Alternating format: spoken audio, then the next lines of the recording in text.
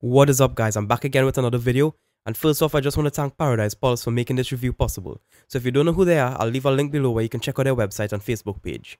This is the PlayStation 4.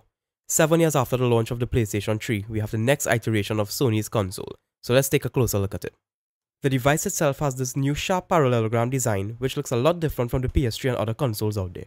However, when coming to the design aspect, stepping away from the typical norms isn't much of a new thing for Sony. So on the front here, we have a familiar Sony logo, as well as the power and eject buttons, which fit in so flush with the device, you might actually overlook it first time seeing the console. And we also have our 2 USB ports.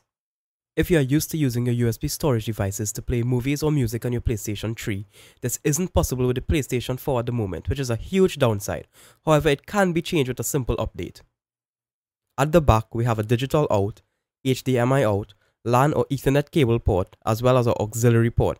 And we also have the necessary connection for the power cable at the bottom. Around the rest of the device, we just have some really attractive looking air vents. The DualShock 4 wireless controller is the first to step away from what we typically knew as the iconic PlayStation control design. However, it is more ergonomically designed and fits much better in the hand. While the design might have changed, the button layout still remains more or less the same, with the directional buttons at the left and right joystick just below the center of the control, and the usual PlayStation buttons on the right. The left and right buttons at the top of the control are in the same exact position as they were on the PlayStation 3's control. However, this time around they are a lot easier to grip. There are some new button additions as well as some new features included with the DualShock 4 wireless controller. One of those being this new share button which allows you to share video clips and screenshots of gameplay online. The new options button does exactly what you think it would by displaying a list of options.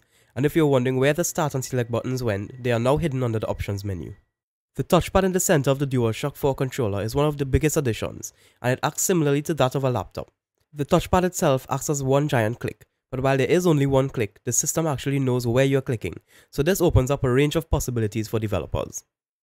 The familiar PlayStation button is placed under another new addition, which is the DualShock 4's speaker, and some games can play certain audio through this speaker. And last but not least, we have the EXT port as well as the 3.5mm headphone jack at the bottom of the controller. As of now, I have no idea what the EXT port is used for, but having the ability to plug in a headphone and route all the PS4's audio to that headphone is a really nice addition. I can without a doubt say that the PlayStation 4's controller is the best PlayStation controller I've used to date. Everything from the directional buttons to the joysticks to the PlayStation buttons and even the triggers on the top feels a lot more solid and well built. Moving on to the software, a quick glimpse of this user interface would immediately let you know that it is in fact a PlayStation 4, as it resembles the PlayStation 3 in almost every aspect with the transparent menus and animated backgrounds. However, I did find it was a bit tough to navigate around the system, so if you're new to the PlayStation ecosystem, it might take a while for you to get used to using the system comfortably.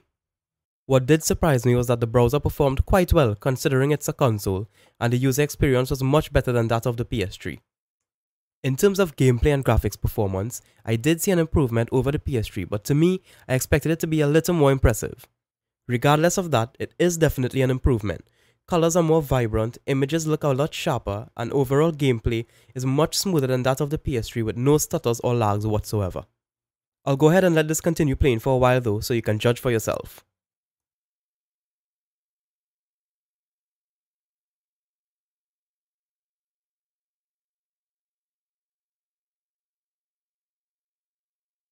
So that's about it for this video.